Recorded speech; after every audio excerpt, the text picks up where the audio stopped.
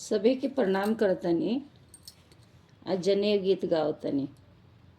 अगर इनके अच्छा लगी तो लाइक शेयर सब्सक्राइब करें लोगिन, थोड़ा सपोर्ट कर दी लोगिन हम लोग के।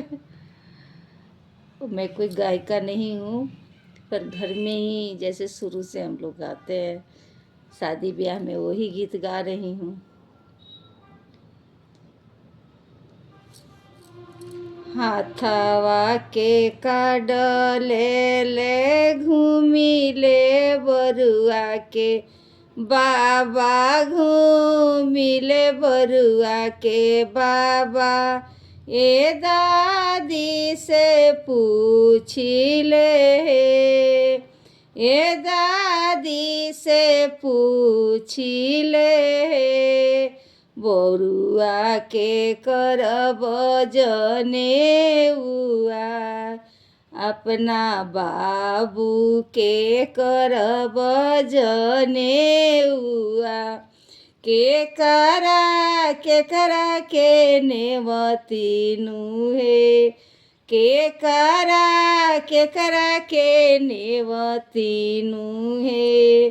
पहिले नेवतवा बबुआ के ननी, औरा दूसरे ददी, औरा दूसरे ददी, औरा तीसरे नेवतवा गोतिया देया दनुहे।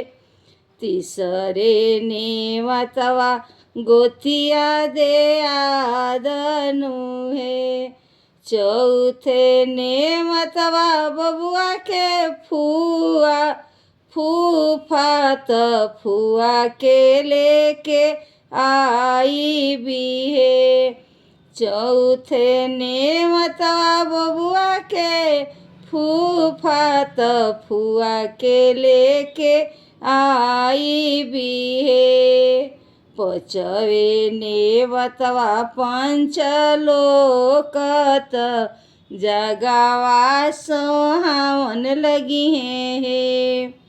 पचवे नेवतवा पंचलोक त जगावा सोहावन लगी है।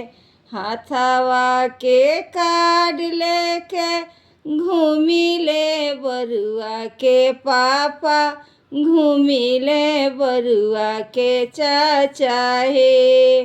के करा के नेवती, बबुआ के जनेउआ